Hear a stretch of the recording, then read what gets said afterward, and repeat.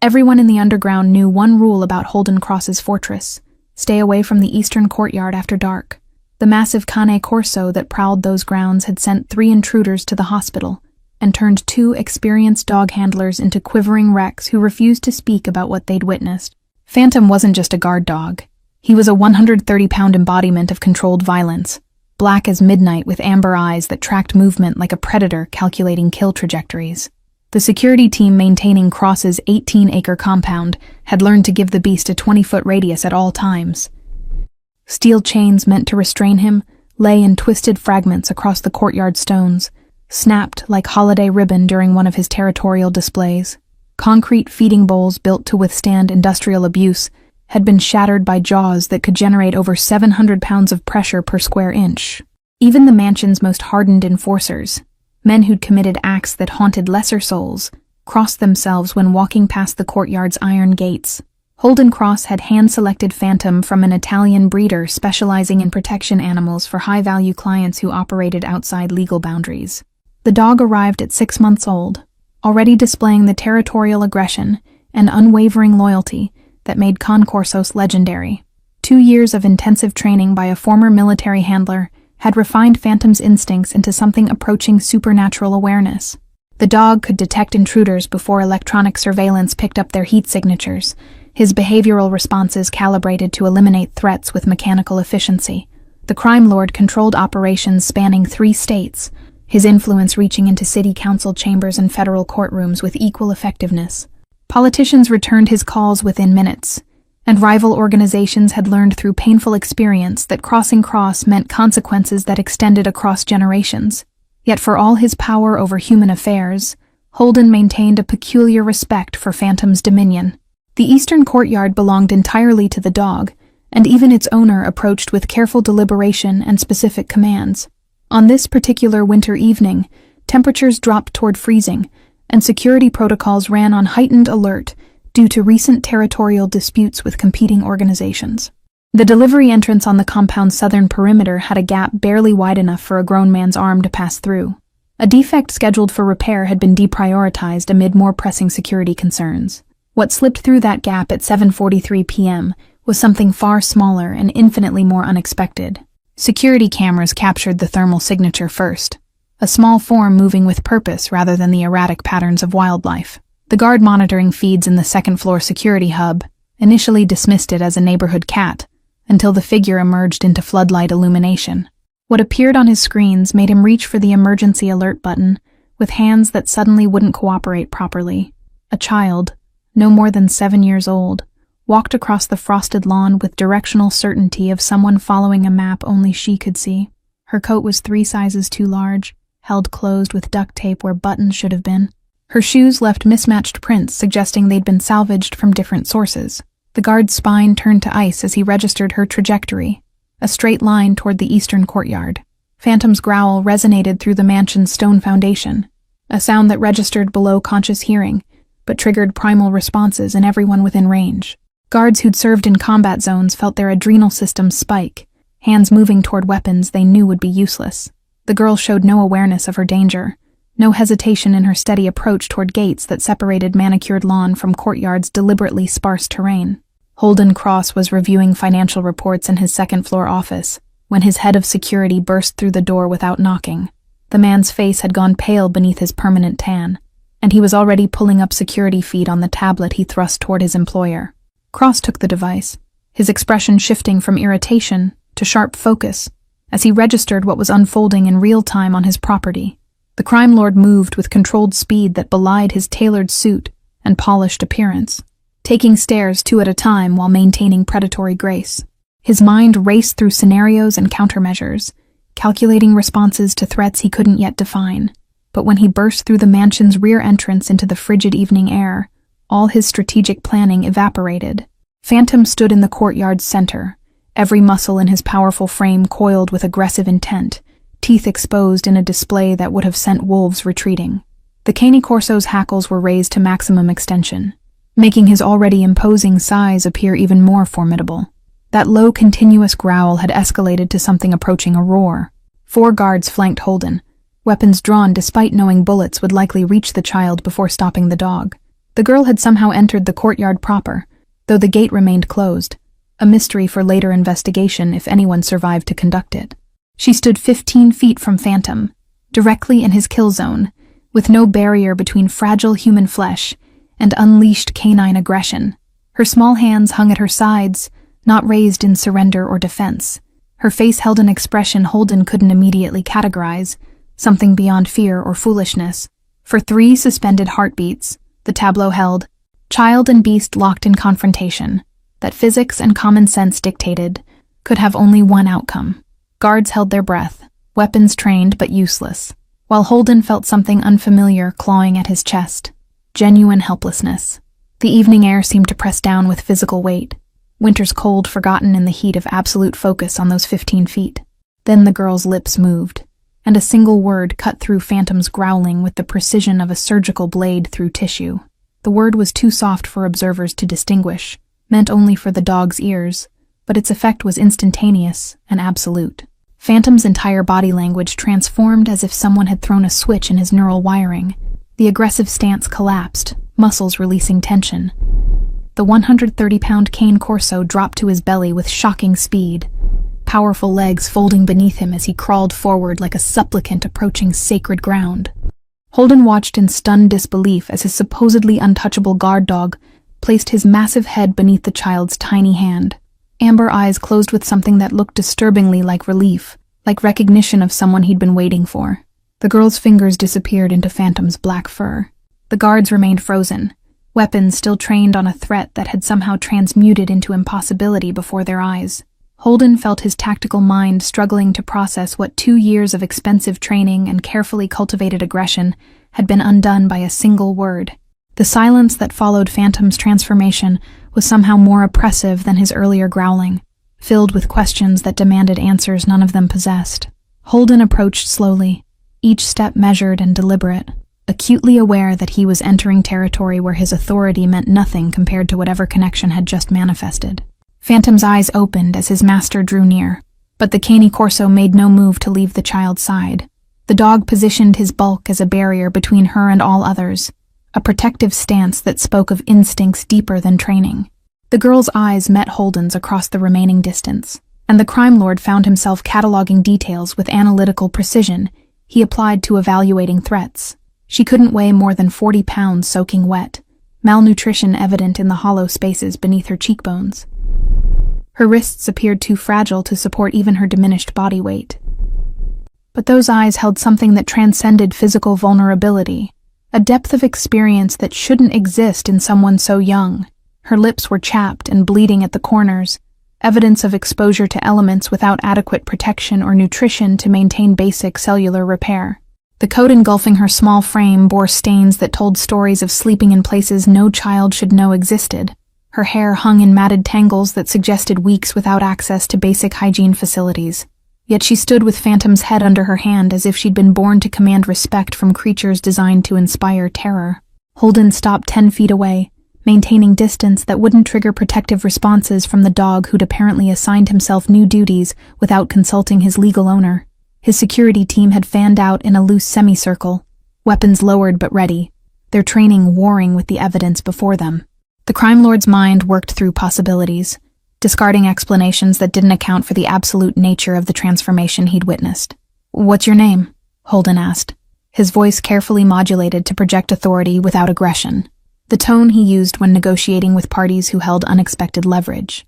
The girl's gaze didn't waver, didn't show the fear or calculation he'd learned to recognize in people who found themselves unexpectedly in his presence. She simply looked at him with those ancient eyes, one hand still buried in Phantom's fur, while the other hung loosely at her side. Several seconds passed without response, and Holden felt the weight of his security team's attention, their silent questions about how to proceed when standard protocols had been shattered.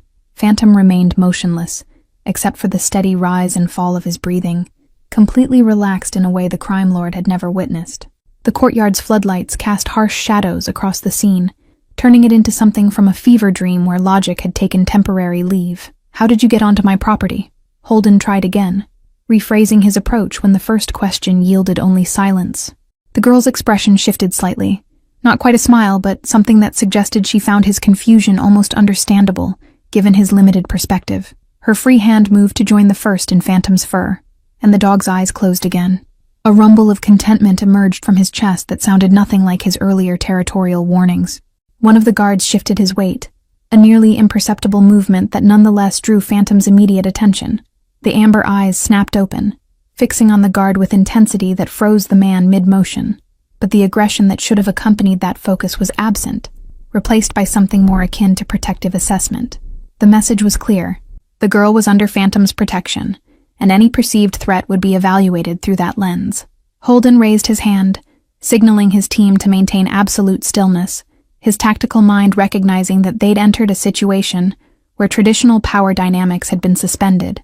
The girl watched this exchange with apparent interest but no fear, as if she'd expected exactly this response and found it merely confirmatory. Her small chest rose and fell with steady breaths that showed none of the rapid-fire panic respiration that should accompany a 7-year-old.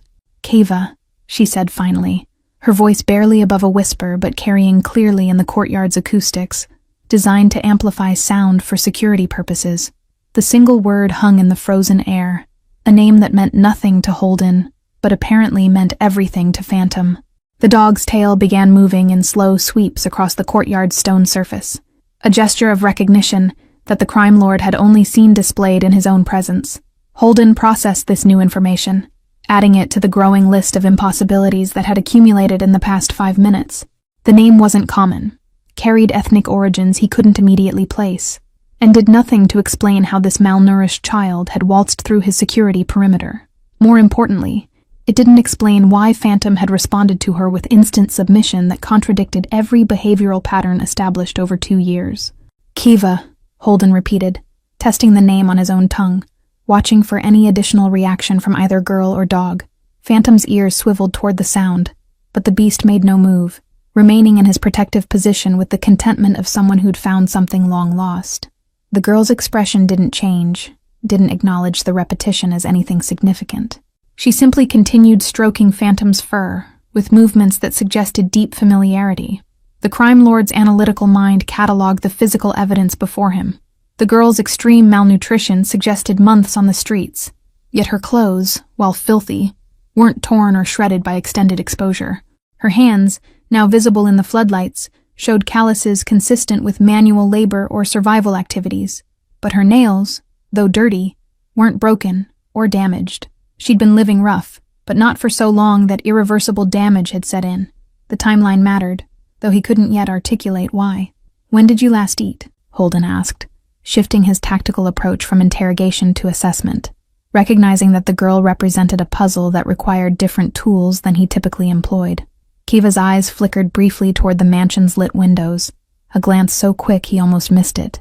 Then her attention returned to Phantom, her small fingers tracing patterns in the dog's fur that seemed to follow some internal logic only she understood.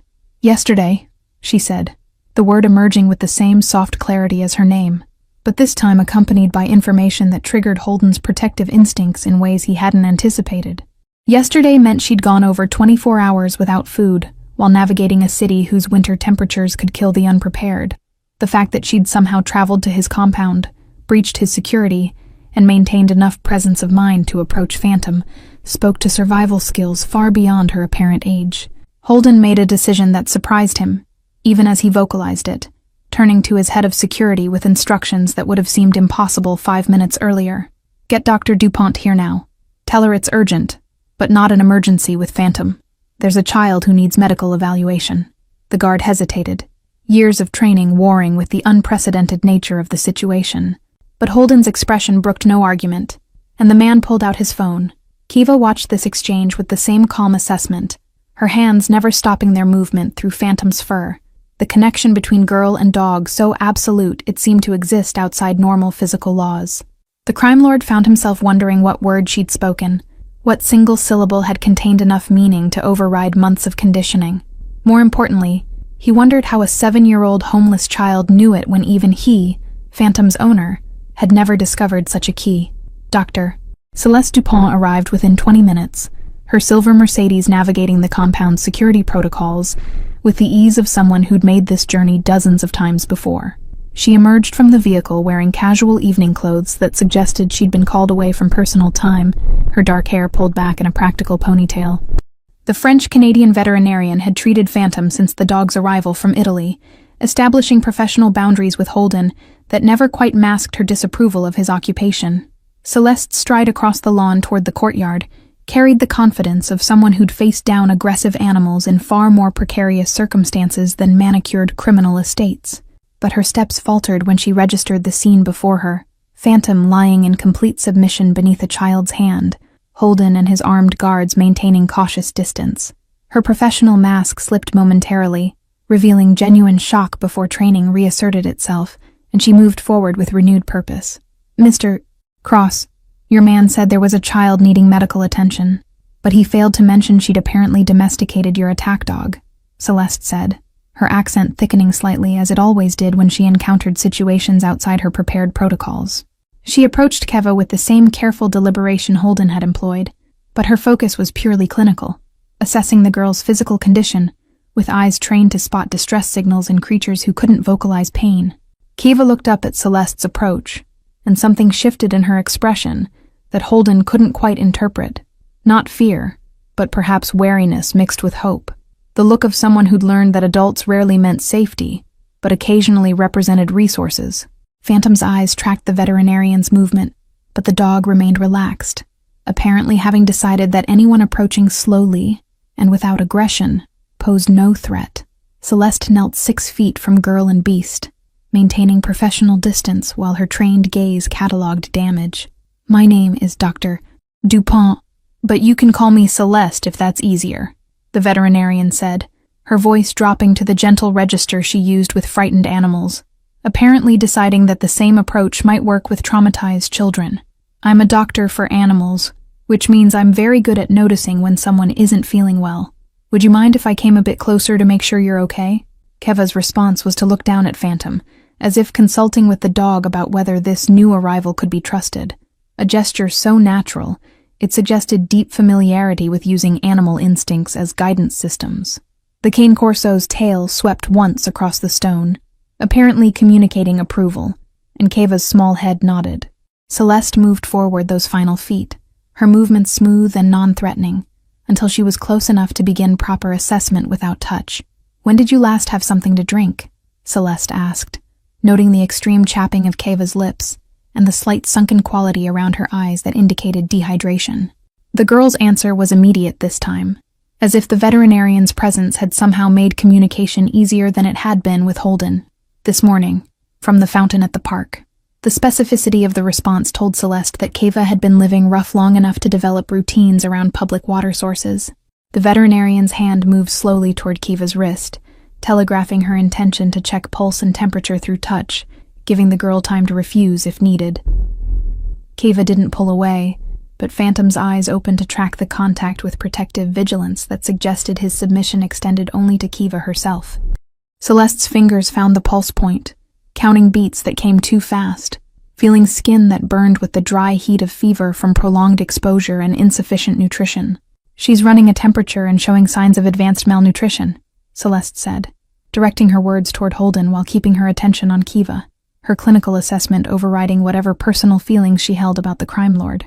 "She needs immediate medical attention, proper hospital care, not field treatment. I can call an ambulance, but given your situation, I'm assuming you'd prefer private arrangements." The subtle emphasis on situation carried layers of meaning about Holden's complicated relationship with official channels. Holden felt the weight of decisions cascading through his mind, each option carrying consequences he couldn't fully calculate in the moment. Hospitals meant questions, documentation, potential involvement of child services that would remove Keva from his property before he understood what she represented. But private medical care meant bringing more people into his compound, expanding the circle of knowledge about tonight's impossible events. Phantom solved the dilemma by raising his massive head and looking directly at his owner with what could only be described as expectation. "Bring her inside," Holden heard himself say. The words emerging before his tactical mind had finished weighing options, driven by some instinct he didn't fully trust but couldn't ignore. "Set up the guest suite on the second floor as a medical room. Contact Dr. Morrison. Tell him I need a house call and I'm paying double his usual rate for discretion. His security team moved immediately to implement these orders, years of training allowing them to accept unprecedented commands without visible hesitation. Celeste's expression shifted from professional assessment to something more complex, surprise mixed with what might have been approval, though she covered it quickly with renewed focus on Kiva. "Can you walk, sweetheart? Or would you like Mr. Cross's men to help you inside where it's warm?" she asked, giving the girl agency even in her diminished state. Kiva's answer was to look at Phantom again, that same consulting gesture, and the dog rose to his feet with fluid grace. The cane corso positioned himself against Kiva's side, offering his bulk as support, and the girl's small hand gripped his collar as she stood on legs that trembled with effort. Phantom moved forward at a pace that accommodated her weakness, becoming a living crutch that bore most of her weight without complaint.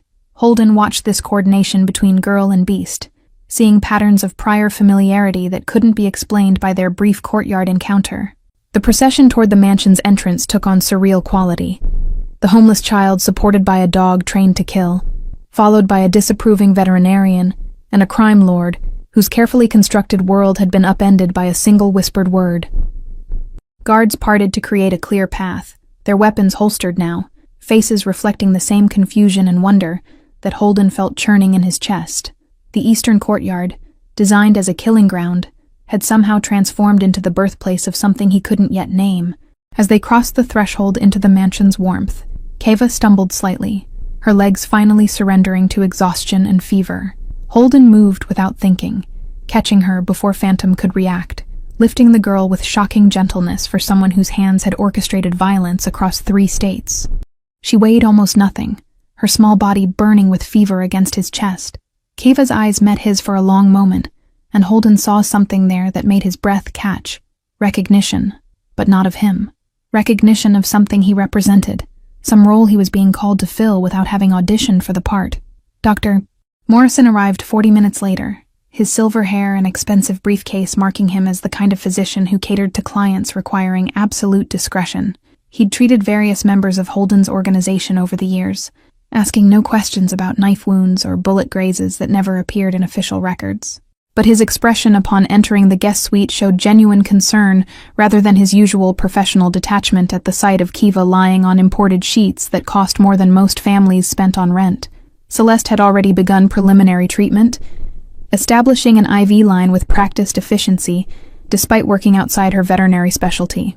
She'd stripped away Kiva's filthy clothes, replacing them with an oversized t-shirt from the mansion's supply, revealing the full extent of the girl's malnutrition. Her ribs stood out in sharp relief, and bruises in various stages of healing decorated her arms and legs, not abuse marks but the accumulated damage of survival on streets that showed no mercy to the vulnerable. Dr. Morrison's examination was thorough and gentle, his hands moving with the careful precision of someone who understood that touch could either heal or traumatize. He checked reflexes, listened to heart and lungs, examined the condition of her teeth and gums for signs of scurvy or other deficiency diseases. Kiva endured this with stoic silence, her eyes tracking Phantom, who'd positioned himself in the room's corner, refusing to be separated from her despite Holden's initial attempts at removal. Severe malnutrition, dehydration, exposure-related fever, and what I suspect is pneumonia developing in her left lung, Dr. Morrison announced, his clinical assessment delivered in tones that carried no judgment about how a child had reached this condition. She needs IV antibiotics, proper nutrition reintroduced gradually to avoid refeeding syndrome, and constant monitoring for the next 72 hours minimum. Ideally, she'd be hospitalized, but I understand that's not an option you're considering. Holden stood near the door, arms crossed, watching the medical procedures with the same intense focus he applied to business negotiations where millions hung in the balance. But this felt different. The stakes were somehow both smaller and infinitely larger than money or territory. Celeste glanced at him periodically, her expression unreadable, but her actions speaking clearly about her commitment to Kiva's welfare regardless of her opinions about the mansion's owner. I can set up everything needed here, Dr. Morrison continued, pulling out his phone to arrange for medical supplies and equipment. But she'll require round-the-clock care from someone with medical training. I can arrange for a private nurse, though that adds another person into your situation. The delicate pause before situation acknowledged the criminal context without explicitly naming it, a linguistic dance both men had perfected over years of irregular consultations. Celeste's voice cut through before Holden could respond, her French-Canadian accent sharpening with decision. "I'll stay. I have medical training beyond veterinary work, pre-med before I specialized, and she seems to trust me, which matters more than credentials right now." She directed this statement at Dr. Morrison rather than Holden, claiming authority over the patient's emotional needs that superseded the crime lord's property rights. Holden found himself nodding agreement before analyzing the implications of having Celeste essentially move into his compound for an indefinite period. The veterinarian had always maintained careful professional distance, arriving for Phantom's care and departing with minimal social interaction. Now she was volunteering to embed herself in his household, motivated by concern for a child whose connection to his dog remained unexplained. The situation was spiraling beyond his control in ways that should have triggered defensive responses, but instead felt almost inevitable. Kiva's eyes had closed during the examination, fever and exhaustion finally overwhelming whatever reserves had kept her functioning through her approach to the mansion. But her hand remained extended toward Phantom's corner, fingers making small grasping motions as if seeking reassurance that the dog was still present. Phantom responded by moving closer, stretching his massive body alongside the bed within reach of her searching fingers, his presence apparently more effective than any medication at providing comfort. "What's the dog's connection to her?" Dr. Morrison asked, his clinical curiosity overriding professional boundaries, as he observed the interaction between child and beast. "I've never seen a cane corso display this kind of protective behavior toward anyone except their primary handler, and even then, it's usually more possessive than nurturing." His eyes moved from Phantom to Holden, seeking explanation for the behavioral anomaly that even medical training couldn't rationalize. Holden exchanged glances with Celeste, recognizing that they shared ignorance about the fundamental mystery driving everything that had happened tonight. "That's what we're trying to understand," he said, the admission of not knowing costing him more than he'd anticipated. Men in his position didn't acknowledge gaps in information, didn't reveal uncertainty that could be exploited as weakness. Yet here he stood, confessing confusion to his private physician about a homeless child and a dog who'd apparently rewritten their own relationship rules.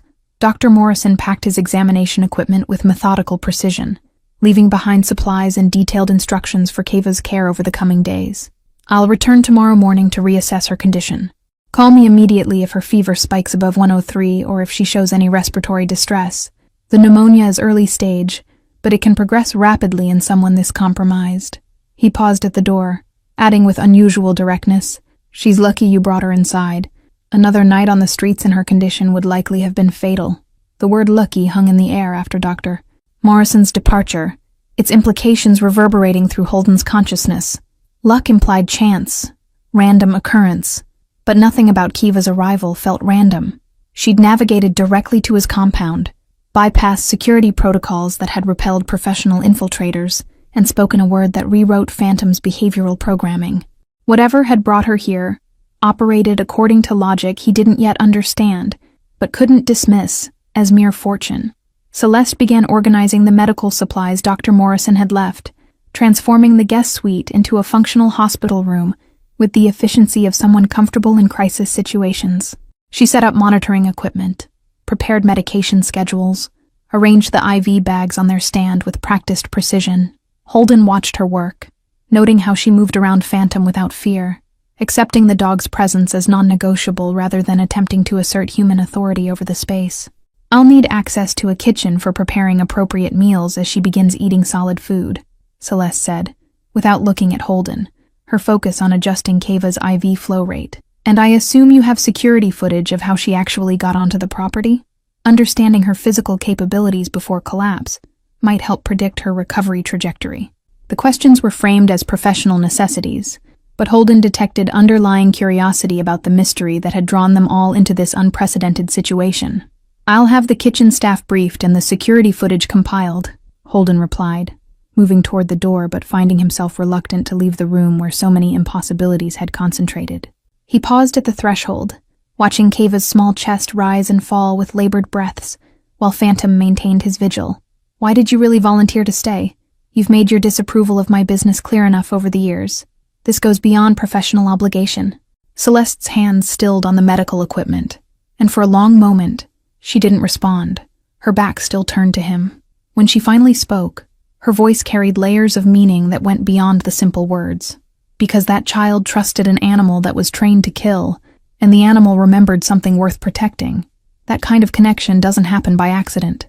Whatever brought her here, whatever she represents, it matters, and someone needs to make sure she survives long enough to explain it.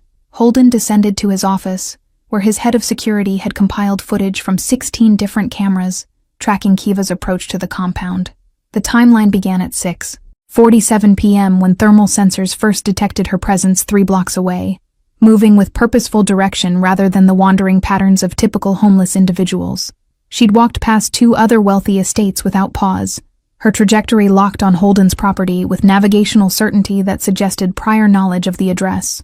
The footage showed her studying the delivery entrance for nearly 4 minutes before finding the gap in the gate, her small hands testing the metal with systematic thoroughness that spoke to problem-solving skills beyond her years. She'd slipped through the opening with the fluid efficiency of someone who'd learned to make herself small, to fit into spaces others overlooked. No hesitation, no fear visible in her body language, even as she entered territory that should have terrified any rational person. What struck Holden most forcefully was the moment captured when Kiva first saw the mansion. She'd stopped, stared at the building's eastern wing, and nodded to herself as if confirming something she'd already known. Then her path had shifted slightly, abandoning the most direct route to the main entrance in favor of the trajectory that led specifically to the eastern courtyard. She'd known where Phantom would be, had deliberately sought out the most dangerous location on the property. His investigator had already begun running Kiva's description through missing persons databases and facial recognition software connected to social services systems across multiple states. But Holden suspected these searches would yield nothing. The girl moved like someone who'd learned to exist beneath official notice, a ghost in systems designed to track and categorize citizens. Her survival skills suggested months, or possibly years of living outside normal social structures. Celeste appeared in the doorway carrying a tablet, her expression troubled in ways that had nothing to do with Kiva's medical condition. "I've been reviewing Phantom's veterinary records and purchase documentation. There's something you need to see." She crossed to his desk, placing the tablet between them, her finger pointing to a specific line in the breeder's transfer papers. The dog wasn't originally named Phantom. That's what you called him after purchase. His registered name from the Italian breeder was Ombra del Passato. Holden leaned forward, his knowledge of Italian sufficient to translate the phrase, shadow of the past. The breeder's paperwork says he was part of a specialized training program for protection animals, but before that placement, there's a 3-month gap in his documentation. He was in some kind of rehabilitation facility. Celeste pulled up another document, this one showing a transfer agreement between the Italian breeder and an American animal sanctuary that had since closed.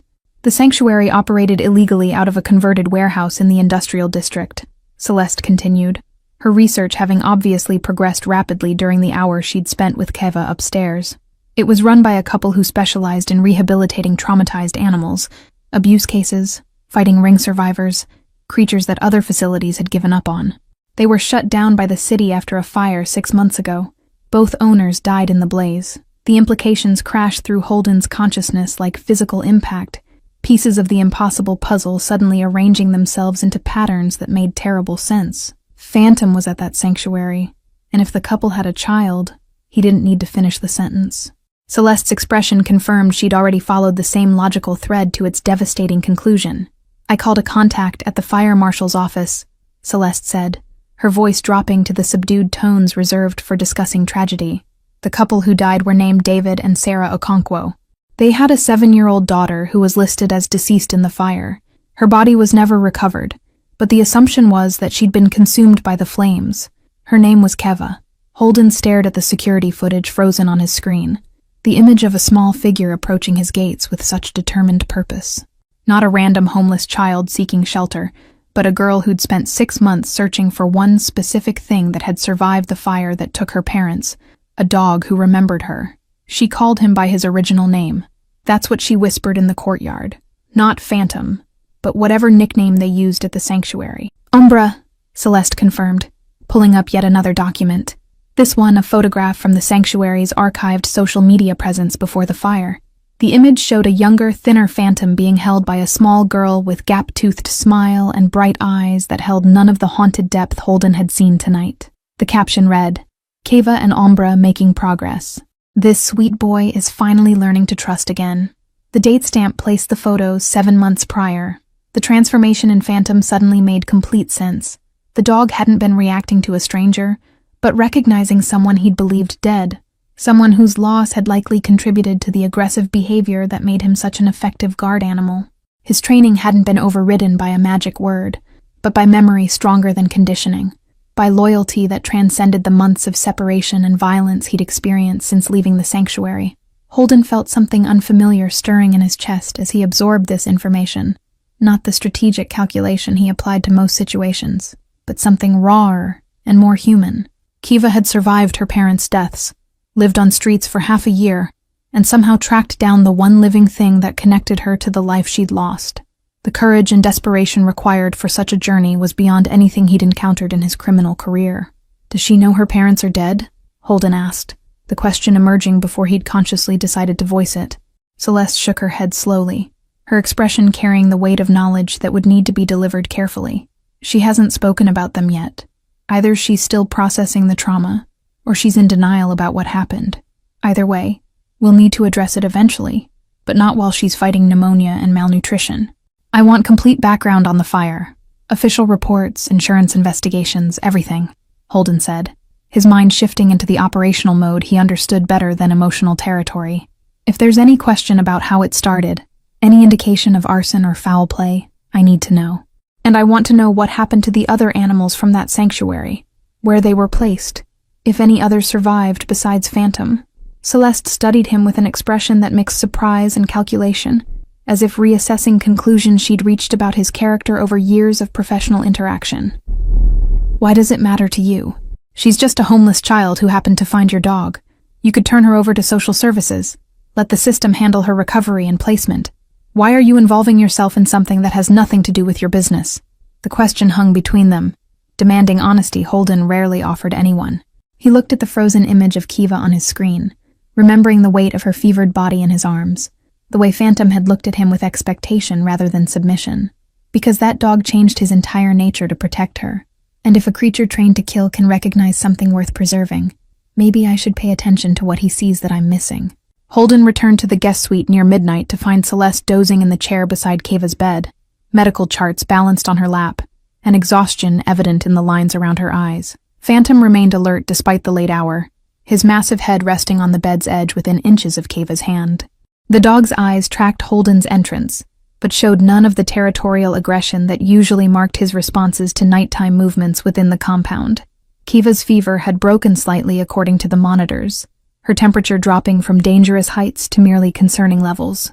The IV dripped steadily, replacing fluids and delivering antibiotics that fought the pneumonia trying to establish itself in her compromised lungs. Her breathing remained labored but steady, each inhale and exhale a small victory against the accumulated damage of 6-month surviving conditions designed to destroy rather than sustain.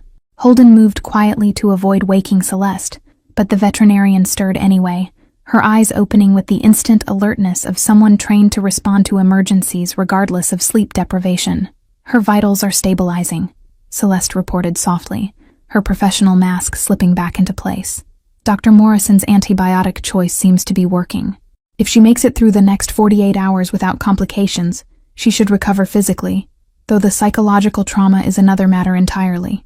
I found out who she is," Holden said, keeping his voice low to avoid disturbing Kiva's fever-restless sleep.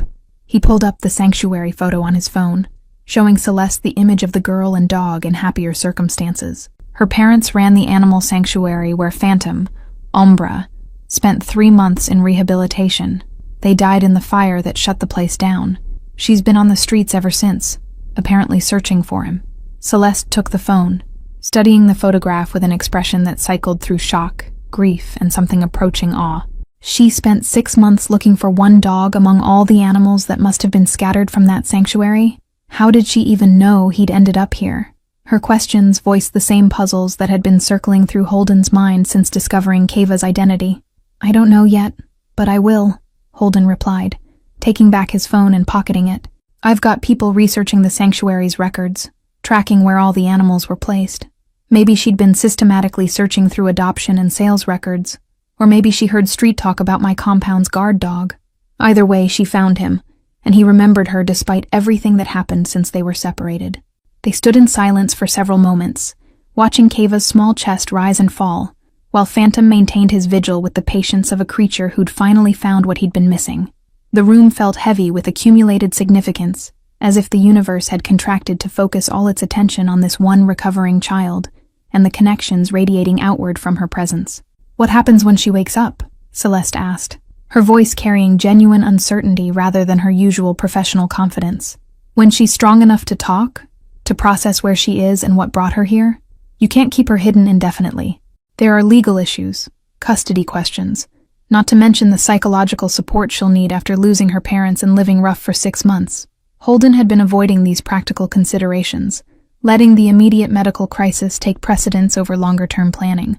But Celeste's questions forced him to confront realities he couldn't indefinitely postpone. "First, she recovers. Then we figure out what she needs and how to provide it. I have resources most people can't access: private therapists, legal experts who specialize in complex custody situations. The system that declared her dead doesn't need to know she survived unless it serves her interests." "You're talking about essentially kidnapping her from official oversight," Celeste said, though her tone carried more contemplation than accusation. "Keeping her off the grid, using your criminal connections to circumvent legal processes designed to protect children. How is that in her best interest rather than simply convenient for you?" The challenge was direct but not hostile, seeking understanding rather than scoring points in an argument. Holden met her gaze without flinching, recognizing that honesty mattered more in this moment than maintaining his carefully constructed persona. Because the system declared her dead based on convenience and incomplete evidence. Because she survived 6 months that should have killed her through pure determination to find one connection to her lost life. Because Phantom recognized something in her worth protecting, and I've learned to trust that dog's instincts more than I trust most humans. Is that a good enough reason? Celeste didn't answer immediately, her attention shifting back to Kiva, who'd moved slightly in her sleep, hand finding Phantom's fur and gripping it with unconscious need for contact. The dog didn't react except to breathe steadily, accepting the touch as his due, as something he'd been waiting for since the fire that separated them. The veterinarian's expression softened watching this connection, her professional boundaries eroding in the face of obvious devotion. "I'll stay through her recovery," Celeste said finally, her decision emerging with the weight of commitment rather than casual agreement. "Not because I approve of your methods or your business, but because she deserves someone who will prioritize her welfare over legal conveniences or criminal expediencies. I'll be her advocate in this situation, which means I'll push back against you when necessary. Can you accept those terms?" Holden felt a smile tugging at his mouth, despite the serious nature of their conversation. Celeste's fierce protectiveness reminded him why he'd kept her on contract, despite her obvious distaste for his operations. She possessed integrity that couldn't be purchased or intimidated, the kind of moral clarity he'd long since abandoned, but still recognized as valuable. "I wouldn't want it any other way. She needs someone who'll fight for her interests, even if that means fighting me." A soft sound from the bed drew both their attentions. Kiva's eyes had opened, fever-bright and unfocused, scanning the unfamiliar room with confusion that bordered on panic. Her hand tightened in Phantom's fur, seeking anchor in the one familiar thing her disoriented mind could recognize. The dog responded immediately, lifting his head to her hand, rumbling reassurance deep in his chest that seemed to penetrate the fever's haze. "Ombra," Kiva whispered, the name emerging rough and broken from her damaged throat. Then her eyes found Holden and Celeste standing beside the bed, and wariness replaced confusion in her expression. "Where?" she began, the question trailing off as speaking triggered coughing that racked her small frame. Celeste moved immediately, adjusting pillows and offering water through a straw, her hands gentle but competent. "You're safe," Celeste said, once the coughing subsided, her accented voice carrying warmth designed to penetrate fear. "You got very sick, so we brought you inside to make you better. My name is Celeste. I'm a doctor, and this is Mr. Cross. Do you remember coming here? Do you remember finding Ombra in the courtyard?" Her questions were carefully calibrated to assess both Keva's cognitive function and her memory of recent events. Keva's eyes moved from Celeste to Holden, then to Phantom, who had risen to his feet, positioning himself where she could see his face without strain. Recognition flickered through her fever-dulled gaze, and with it came something that might have been relief, or might have been resignation. "I found him," she said, her voice barely above a whisper but carrying absolute certainty. I promised Mama I'd find him before she... The sentence broke on a sob that transformed into more coughing. Holden felt his chest constrict, watching this small display of grief and determination, colliding in one exhausted child. She'd kept a promise to her dying mother, had survived impossible circumstances to fulfill that final obligation. The courage required for such devotion was staggering, the kind of loyalty he'd spent his career trying to purchase and command, but rarely witnessed in its pure form. Phantom pressed closer to the bed, offering his bulk as comfort, while Kiva's thin fingers dug into his fur like lifeline. Over the next 3 days, Kiva's physical condition improved with the steady progression that medical intervention and proper nutrition made possible. Her fever broke completely on the second morning, and the pneumonia began responding to antibiotics with encouraging speed. Celeste maintained constant vigilance, adjusting treatment protocols and coaxing small amounts of easily digestible food into a stomach that had forgotten what regular meals felt like. Phantom never left the room except for brief bathroom breaks in the courtyard, always returning with urgent speed as if fearing Kiva might disappear during his absence. Holden found himself making excuses to check on her progress throughout each day, his usual business operations taking secondary priority to updates on a 7-year-old's vital signs. His organization ran smoothly without constant oversight, the machine he'd built requiring only occasional guidance to maintain momentum. Something about Kiva's recovery demanded his attention in ways that had nothing to do with strategic value or operational necessity. He began recognizing this pull as the same instinct that had made Phantom abandon his training, recognition of something worth protecting that transcended rational calculation. Celeste noticed these frequent visits, but made no comment beyond raised eyebrows that suggested she was cataloging data for future analysis. She'd moved into the guest suite adjacent to Kiva's room, transforming it into combination living quarters and medical station. Her veterinary practice had been put on hold through carefully worded messages to clients about family emergency, a lie that served truth in ways she hadn't anticipated. The mansion's staff adapted to her presence with the same professional flexibility they applied to all of Holden's unusual requests. Kiva began speaking more on the third day, her voice gaining strength along with her body. She talked about her parents in present tense initially, as if the 6 months since the fire had been temporary separation rather than permanent loss. Celeste gently corrected these references, helping her process grief that had been frozen by survival necessity. The conversations were painful to witness, a child's understanding colliding with adult reality, hope crumbling beneath weight of truth she'd been avoiding through sheer willpower. Mama told me to find Ombra if anything happened, Kiva said during one of these talks, her small hand stroking Phantom's head with movements that had become constant comfort ritual. She said he'd remember me. The dogs don't forget people they love. Her eyes had filled with tears that finally spilled over. 6 months of suppressed grief finding release now that she'd accomplished the mission that had kept her functioning. Celeste held her while she cried, offering the kind of maternal comfort that couldn't be replaced by medical competence alone. Phantom pressed against the bed, whining softly in distress at sounds that clearly troubled him, despite his inability to comprehend their source. Holden stood in the doorway during this breakdown, witnessing vulnerability that made his chest ache with unfamiliar emotions. He'd built an empire on exploiting weakness, on identifying leverage points in people's defenses, and applying pressure until they broke according to his design. But watching Kiva's grief felt different, not opportunity to exploit, but something demanding protection from a world that had already taken too much from someone too young to have developed adequate defenses. Later that evening, after Kiva had cried herself into exhausted sleep, and Celeste had stepped out for coffee, Holden found himself alone in the room with the girl and dog. He sat in the chair Celeste usually occupied, studying Kiva's face in repose, the lingering bruises fading to yellow-green, the hollows beneath her cheekbones beginning to fill out with proper nutrition. Her hand remained tangled in Phantom's fur even in sleep, unconscious need for contact overriding rest. "I don't know what I'm supposed to do with you," Holden said quietly, speaking to Kiva's sleeping form though she couldn't hear him. "I'm not equipped for this. I don't do redemption arcs or surrogate parenting. My business is control and consequences, not healing damaged children who trust dogs more than humans." The words emerged as confession to someone who couldn't judge him for the admission.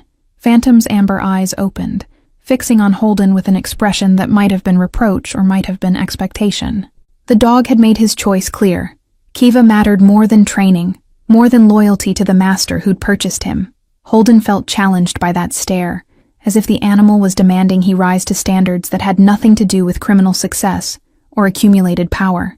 His phone buzzed with messages from his second-in-command about territorial disputes requiring attention, contracts needing approval, violence that required orchestration or prevention. The machinery of his empire demanding the oil of his focus to continue operating smoothly. But Holden silenced the phone without reading past the first notification, his attention remaining on the small figure in the hospital bed who'd somehow become more important than business he'd spent years building. Celeste returned carrying 2 coffee cups, passing one to Holden without comment about finding him in her usual chair. She settled into the room's other seat, sipping her drink while maintaining the comfortable silence of people who'd moved past need for constant conversation. They sat together watching Keva sleep, 2 people from completely different worlds united by shared commitment to someone who'd accidentally revealed the best parts of themselves they'd forgotten existed. "My investigator found records from the animal sanctuary," Holden said eventually, breaking the silence with information he'd been processing since receiving the report that afternoon. Kiva's parents were considered eccentric by neighbors. They lived in the warehouse with the animals, spent every cent on veterinary care and rehabilitation programs. The fire started in the electrical system around 3 a.m. They'd evacuated 43 animals before the structure collapsed. Celeste absorbed this information with the same careful attention she applied to medical diagnoses, extracting meaning from facts that painted picture of the girl's background. So she grew up surrounded by damaged creatures learning to trust again. That explains why she approached Phantom without fear. She'd spent her whole life around animals that others considered dangerous. She saw past the aggression to the pain underneath. "The fire marshal's report says they found her parents near the back exit," Holden continued, his voice dropping lower though Kiva showed no signs of waking. "They'd gone back in for one more animal despite being told the building was about to collapse. Never made it back out. Kiva was listed as deceased because her bedroom was in the section that burned hottest. Investigators assumed she'd been overcome by smoke before she could escape. But she hadn't been in her bedroom," Celeste realized, following the logical thread to its obvious conclusion. She was with the animals they'd already evacuated. She watched her parents go back inside and not come out. Then she watched the building collapse with them inside, and she's been trying to fulfill her mother's last instruction ever since. Find Ombra. Make sure he's safe. The weight of that realization settled over them both, adding layers of understanding to Keva's determined approach to the mansion despite obvious danger. She hadn't been reckless or foolishly brave.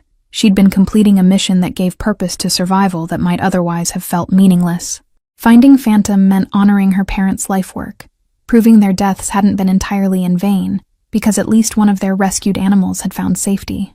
By the end of the first week, Keva was strong enough to leave the bed for short periods, exploring the guest suite with cautious curiosity while Phantom shadowed her every movement.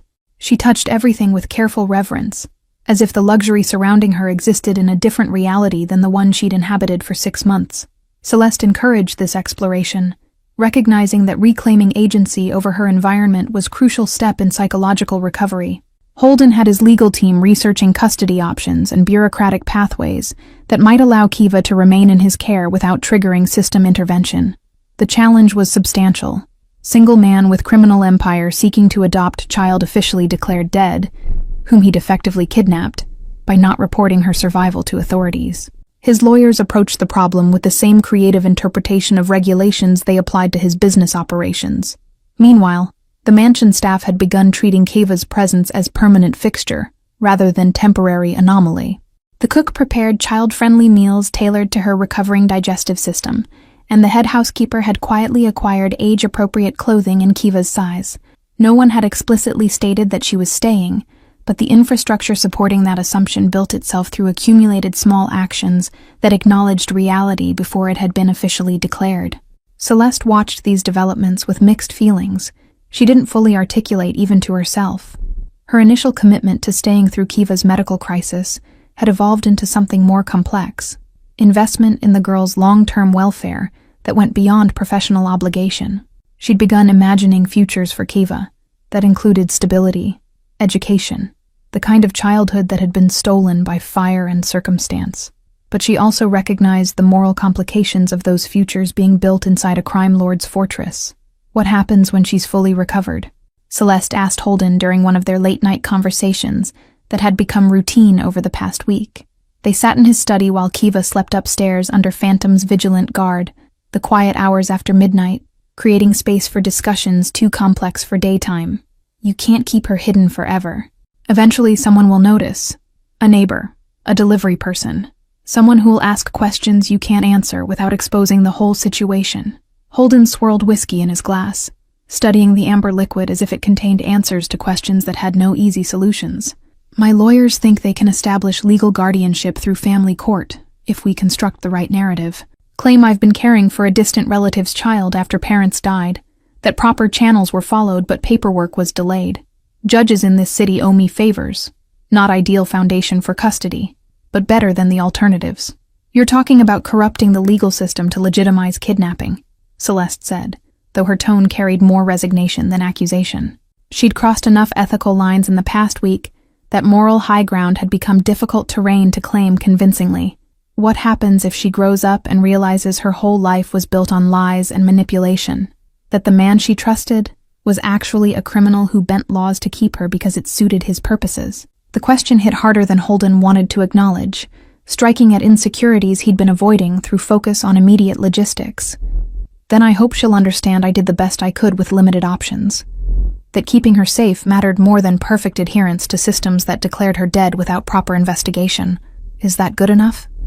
Probably not, but it's what I have to offer. Celeste set down her coffee cup, her expression shifting to something more vulnerable than her usual professional competence.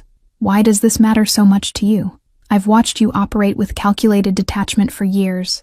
Everything is strategy and leverage, costs and benefits. But with Kiva, you're making decisions that don't serve your interests. You're risking exposure, legal complications, all for a child you met a week ago. What changed? Holden didn't answer immediately.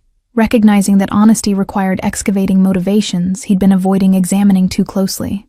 I've spent 15 years building an empire on fear and control. I'm very good at making people do what I want through careful application of pressure and consequence. But Phantom chose Kiva over 2 years of training and conditioning without hesitation. That kind of loyalty can't be purchased or intimidated. It has to be earned through being worth protecting. And you want to be worth protecting, Celeste said softly, completing the thought he'd been circling around without directly stating.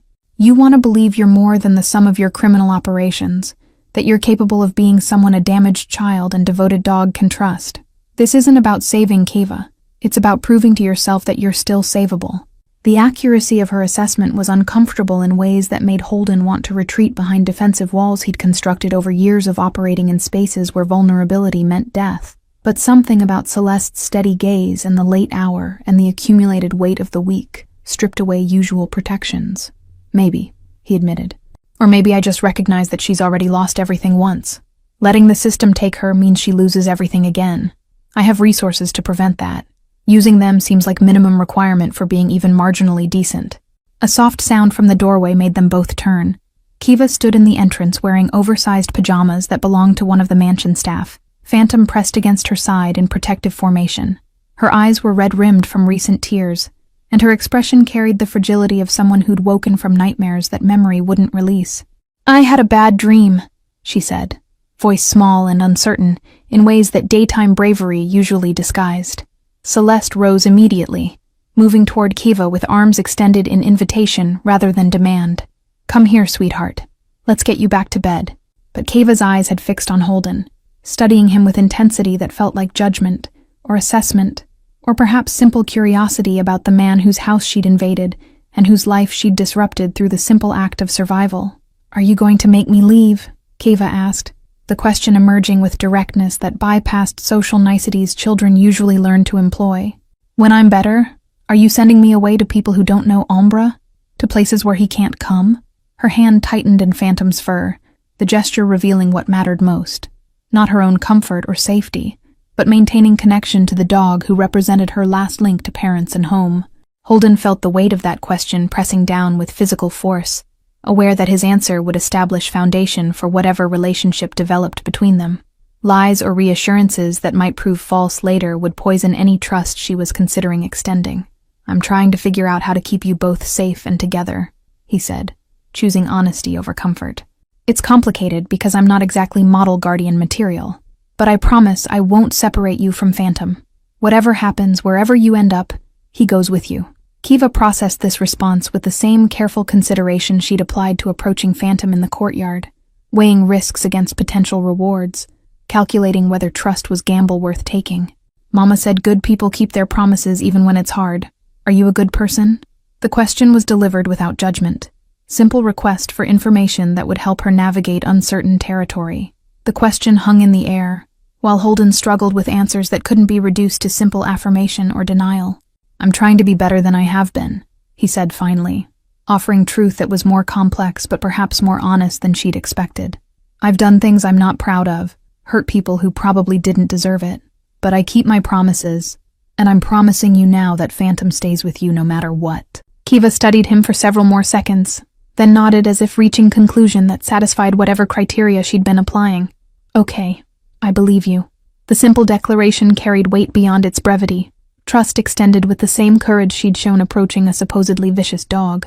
She allowed Celeste to guide her back toward the stairs, Phantom falling into step beside her, leaving Holden standing in his study with the uncomfortable awareness that he'd just committed himself to being someone he wasn't sure he knew how to become.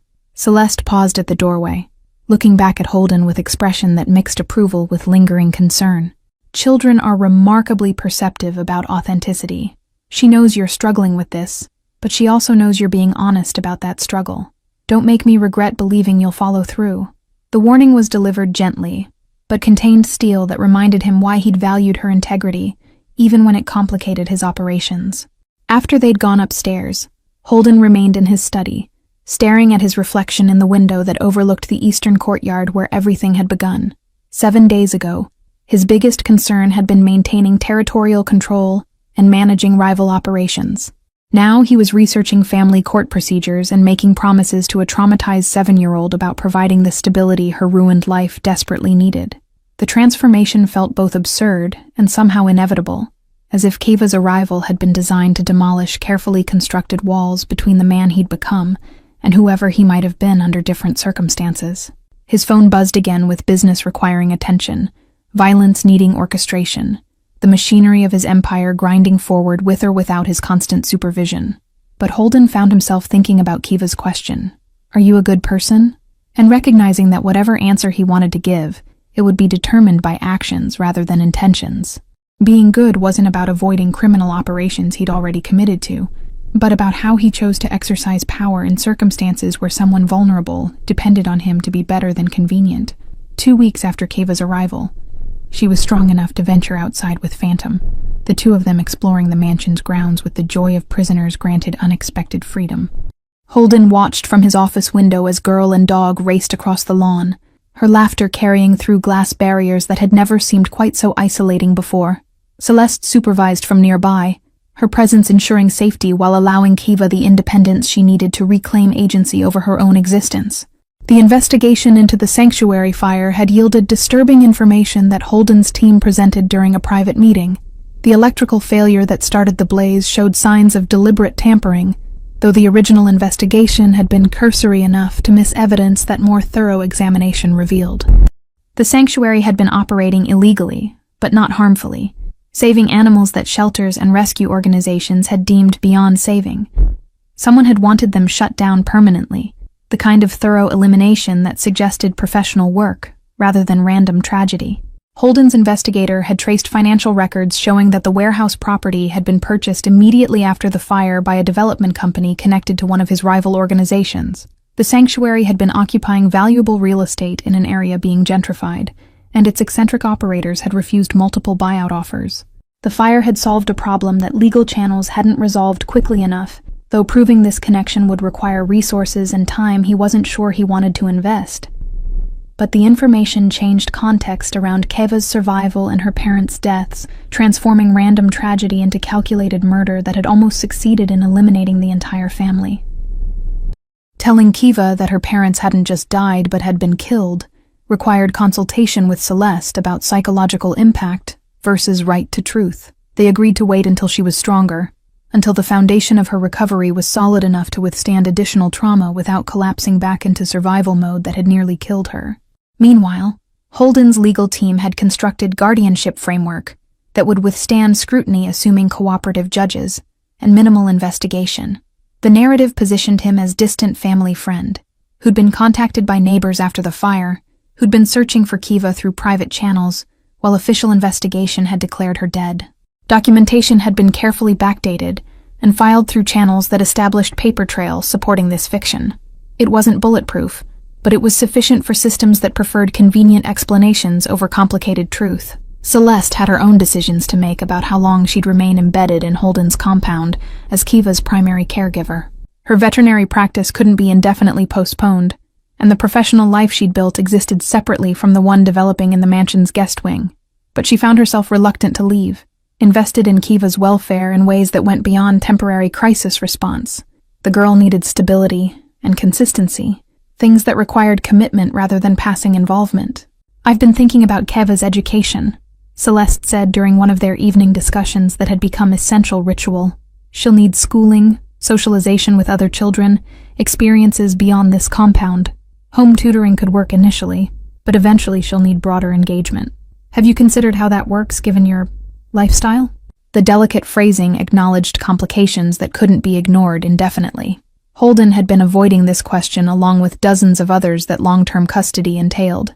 Private school with security protocols, driver who's also trained protection, carefully managed interaction that lets her develop normally while minimizing exposure to things she shouldn't see or questions she shouldn't have to answer. It's not ideal, but it's better than alternatives. His answer sounded defensive even to his own ears. Awareness that no solution perfectly balanced Kiva's needs against his limitations. "You're describing the childhood of a mob boss's daughter," Celeste pointed out with characteristic directness. "Isolated, protected, surrounded by security that reminds her constantly that her life isn't normal. That's going to shape her in ways that might not be healthy, regardless of your good intentions. Have you thought about whether she might be better off with a normal family, away from all this?" The question struck at core fears Holden had been suppressing through focus on immediate logistics. "Every day," he admitted, the confession costing more than he'd anticipated. "But she chose to come here. She spent 6 months searching for Phantom, and he's bonded to me in ways that make separation traumatic for both of them.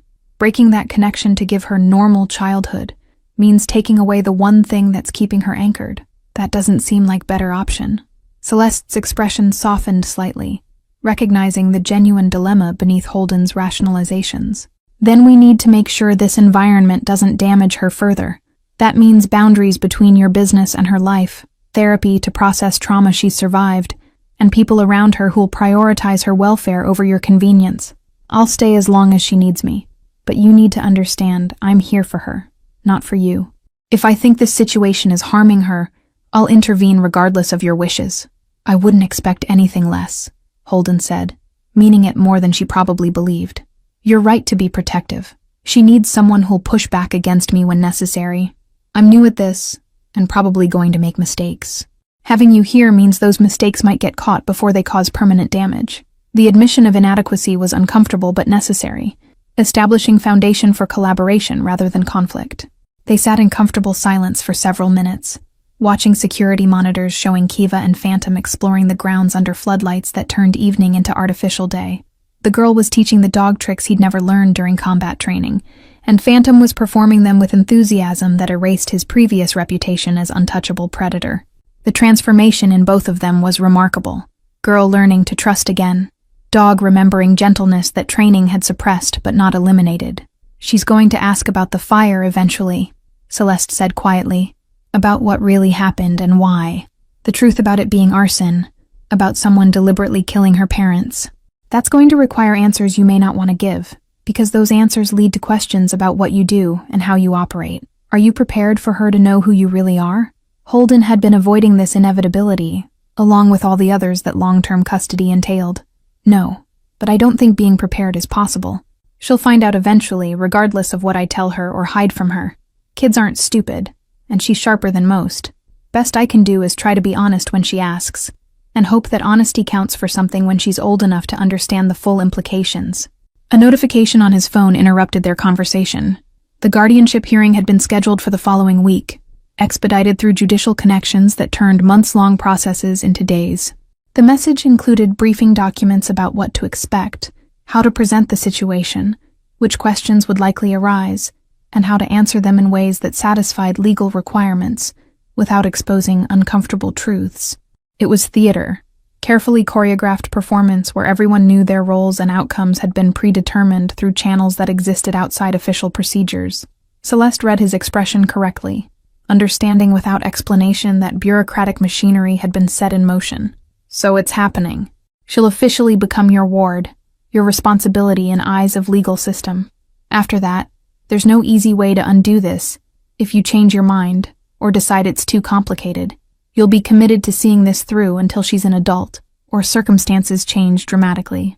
Last chance to reconsider before this becomes permanent. I'm not reconsidering, Holden said, the decision feeling more certain than most he'd made in years of criminal operations. She deserves better than what I can offer, but she's not getting better options. The system declared her dead and moved on. The family that might have taken her doesn't exist or doesn't know she survived. What's left is me, and this compound, and Phantom. It's not what anyone would choose as ideal, but it's what we have. I'm going to make it work. Celeste studied him with expression that mixed assessment, and something that might have been respect, though she'd never explicitly acknowledged such feelings toward someone whose business she deplored. Then I'm staying too. Not in guest suite indefinitely, but nearby enough to be present in her daily life. She needs female influence in someone who isn't part of your world. I'll maintain my practice, but I'll be here for her. We'll figure out the logistics, but she needs consistency.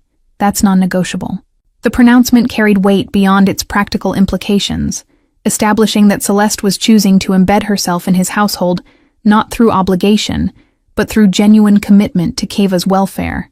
The veterinarian was voluntarily entering criminal territory she'd previously maintained careful distance from, crossing boundaries she'd established over years of professional interaction. The significance of that decision wasn't lost on either of them, though neither fully articulated what it meant for their relationship or their respective futures. 3 days later, Keva asked the question they'd been anticipating since she'd arrived. They were in the garden, Celeste reading while Keva played with Phantom in the afternoon sunshine that had replaced winter's biting cold with spring's gentle warmth. "How did my parents die?" she asked suddenly, the question emerging without preamble or warning, as if she'd been gathering courage to voice it, and couldn't wait for perfect moment that might never arrive. Celeste looked at Holden, who'd been working on his laptop nearby, silently asking how much truth was appropriate for 7-year-old ears. He set aside the computer and moved closer, recognizing that this conversation required his participation, rather than delegating difficult truths to Celeste. "There was a fire at the sanctuary," he began, choosing words carefully. "The building had electrical problems that caused the fire to spread very fast. Your parents got many animals out safely, but they went back inside for more animals even when it wasn't safe. The building collapsed before they could get back out." Keva absorbed this information with the same careful consideration she applied to all serious topics, her small face reflecting internal processing that suggested she was weighing what she'd been told against whatever memories and assumptions she'd carried. "They died saving animals," she said finally, voice steady despite the tears beginning to form. "That's what they would have wanted. They always said animals deserve protection same as people.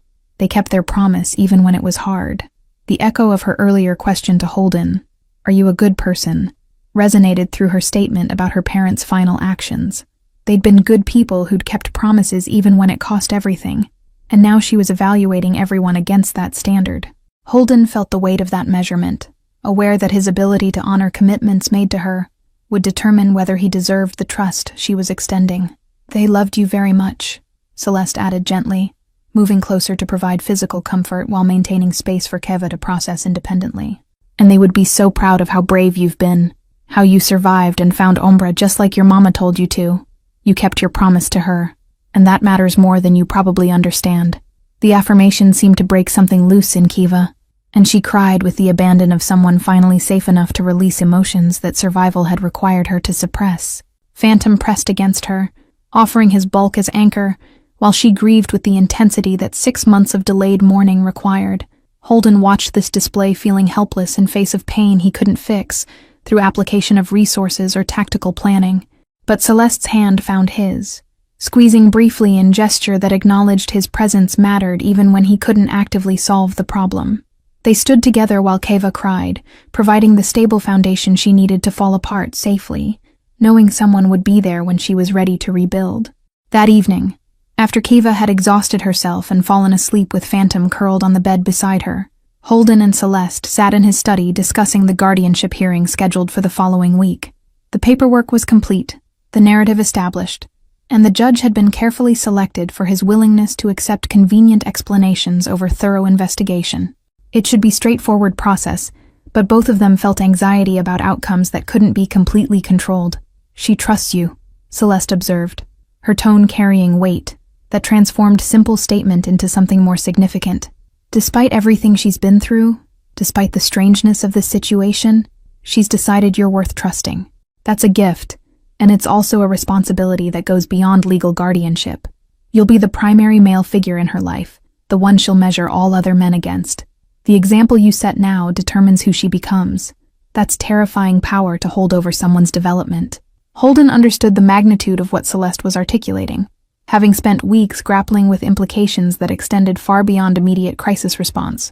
"I know, and I'm going to fail her sometimes because I don't know what I'm doing, and because my instincts are all wrong for this role.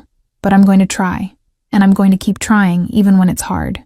That's all I can promise, that I'll show up and do my best, even when my best isn't good enough. That's actually more than most parents promise," Celeste said with a slight smile that softened her usual professional demeanor. "Most people have children assuming they'll figure it out as they go, that love will be sufficient guide through impossible decisions. At least you're going in with realistic assessment of your limitations. That self-awareness might be more valuable than natural parenting instincts." Her hand found his again, the touch lingering longer than brief reassurance, suggesting feelings she hadn't explicitly acknowledged but couldn't entirely hide. The guardianship hearing proceeded exactly as Holden's legal team had orchestrated. The judge accepted documentation without question, asked perfunctory questions that had been anticipated and rehearsed, and issued orders granting temporary custody with permanent placement to be reviewed in 6 months. It was anticlimactic in its efficiency, bureaucratic machinery processing life-altering decisions with the same casual precision applied to traffic violations. But the result was what mattered. Kiva was legally his responsibility, and Phantom came with her as part of package deal that couldn't be separated. They celebrated that evening with quiet dinner in the mansion's private dining room. Just Holden, Celeste, and Kiva with Phantom lying beneath the table accepting treats Kiva snuck to him when she thought the adults weren't watching. It felt like family in ways that made Holden uncomfortable and hopeful simultaneously. Domestic tableau that had no place in his criminal empire but existed anyway, through accumulated choices that had brought them to this improbable moment. "Thank you for keeping your promise," Kiva said, as Celeste was tucking her into bed later that night. The statement directed at Holden, who'd come upstairs to say goodnight. "Mama said good people keep their promises, and you did. That means you're a good person, right?" The question sought confirmation of conclusion she'd already reached. Validation from adult authority figure that her trust hadn't been misplaced. Holden felt his throat tighten with emotions he couldn't fully name, touched by faith extended despite all evidence that he didn't deserve such unconditional trust. "I'm trying to be," he said, echoing his earlier response but with more conviction born from weeks of follow-through. "And having you and Umbra here makes me want to try harder. So maybe you're making me better just by being here. Maybe that's enough." The admission was more honest than he'd intended, vulnerability slipping past defenses that criminal operations had required him to maintain. Kiva smiled then, bright genuine expression that transformed her face from haunted survivor into the child she should have been allowed to remain if circumstances had been different. "Mama always said animals know who's safe. Umbra knew you were safe even before I did. That's why he stayed with you instead of running away. Dogs are smarter about people than people are about people." The simple wisdom carried truth that Holden couldn't argue with, animal instinct proving more reliable than human rationalization. After Kiva slept, Holden and Celeste stood in the hallway outside her room, the quiet intimacy of the hour, and the accumulated weight of the weeks, creating space for conversation that had been developing beneath the surface of their practical collaboration. "What happens now?" Celeste asked softly. "We've solved the immediate crisis, established legal framework, given her foundation for recovery. But long-term? How does this actually work with your business and her needs and everything we haven't figured out yet?" "I don't know," Holden admitted, the answer feeling more honest than any strategic plan he might have constructed. "But we'll figure it out together. You're part of this now, whether you intended to be or not. She needs you, and He paused, recognizing that finishing that sentence required acknowledging feelings he hadn't examined carefully enough to articulate properly. "I need you too, for her sake, but also because you make me want to be the person she thinks I am." That's valuable in ways I'm still processing. Celeste studied his face in the dim hallway lighting, searching for honesty beneath words that could be manipulation, if he'd remained the criminal operator she'd met years earlier. But something in his expression satisfied whatever criteria she was applying, and she nodded slowly. Then we'll figure it out together.